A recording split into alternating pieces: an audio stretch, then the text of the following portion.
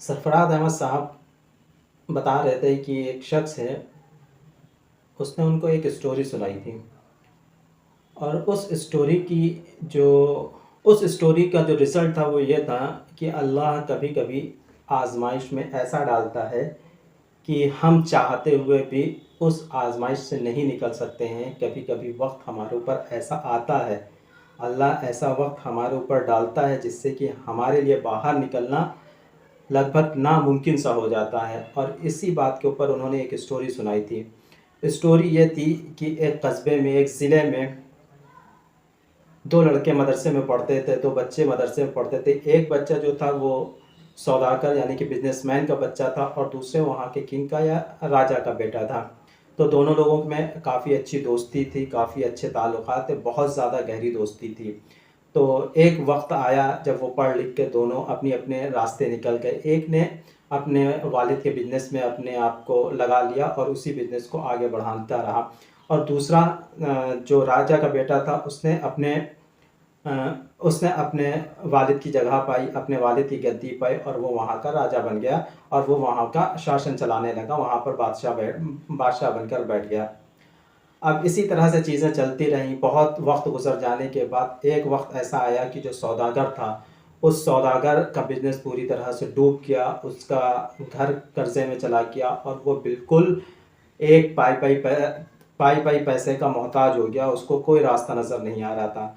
तो ऐसे में उसे ख़्याल आया कि मेरा जो दोस्त है वो इस वक़्त राजा है, बादशाह बना हुआ है, तो चलो उससे कुछ मदद ली जाती है। तो वो जाता है अपने बादशाह के यहाँ पे, वो इस बात की इत्तला पहले दिलवा देता है। तो वो बादशाह क्या करता है कि पूरे शहर में सजावट कर देता है कि मेरा दोस्त मुझसे मिलने आने वाला है और उसके बाद वो अपने दोस्त को, जब उसका दोस्त आता है तो अपने बगल में बैठालता है, बहुत ख़ातिरदारी करता है, बहुत खिलाता-पिलाता है, अच्छी तरह से मेहमान नवाज़ी करता है और उसके बाद वो सोने के लिए उसके लिए एक अलग से स्पेशल कमरा भी तैयार करवाता है। जब रात का वक़्त ज़्यादा हो जाता है तो वो अपने दोस्त से कहता है कि अब वक़्त ज़्यादा हो गया है।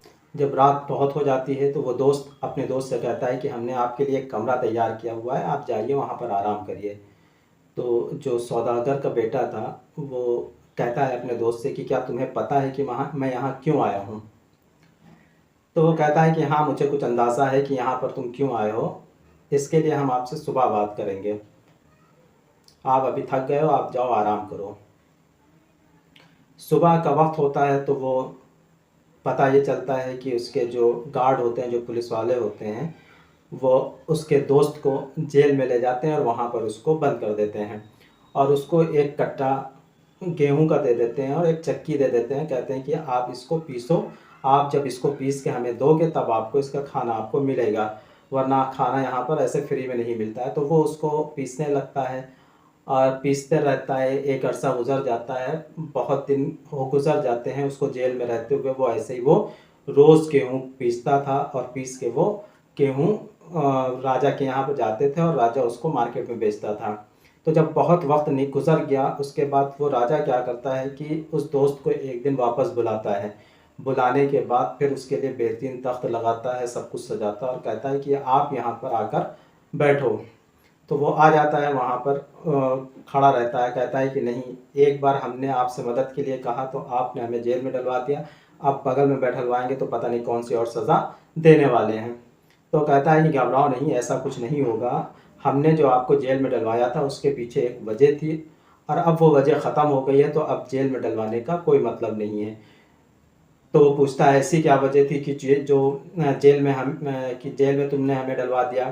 तो कहने लगे असल में बात ये थी कि हमने ये पता करना था कि जो नुकसान हुआ है तुमको, ये तुम्हारे पास नॉलेज ना होने की वजह से हुआ है, बिज़नेस करना नहीं आता है उसकी वजह से नुकसान हुआ है, या अल्लाह की मर्ज़ी थी यहाँ पर, या कोई और वजह थी जिसकी वजह से नुकसान हो रहा है। तो इसीलिए हम एक कट्टी डेली गेहूँ देते थे, जो गेहूँ तुम पीस के आटा बनाते थे, उसको हम मार्केट में बेचते थे सेल करने के लिए। लेकिन जैसे ही वो बाज़ार में जाता था, तो जैसे ही मार्केट में तुम्हारा गेहूँ जाता था, आटा जाता था, तो रेट क्या होते थे, एकदम से गिर जाते थे। तो इससे ये समझ में आने लगा कि ये इस वक़्त आपके लिए जो रिस्क है, उसमें तंगी आ गई है। तो रिस्क की तंगी को देखने के लिए हम ये अमल कर रहे थे। अगर इस वक़्त हम तुम्हें पूरा का पूरा अपना राज भी देते थे तो शायद उसमें तुम्हें नुकसान ही होता। इसीलिए हमने ये गेहूँ उस वक़्त तक तुम्हें दिए पीसने के लिए जब तक मार्केट का रेट क्या हो गया, ऊपर नहीं चढ़ने लगा। अब तुम्हारे गेहूँ मार्केट में जाते हैं तो उसका रेट जो होता है वो ऊपर बढ़ जाता है। तो इससे ये समझ में आता है कि अब रिस्क के हालात आपके सही हो गए हैं और रिस्क आपके लिए खुल गया दोबारा। अब आप जो चाहो यहाँ से ले जा सकते हो, ये पूरी सल्तनत तुम्हारे लिए हाज़िर है। तो वो दोस्त भी काफ़ी समझदार था और अक्लमंद था, तो कहा कि जब हमारा रिस्क खुल गया है, रिस्क के रास्ते खुल गए हैं, तो अब हम खुद कमा लेंगे, हमें तुम्हारी मदद की ज़रूरत नहीं।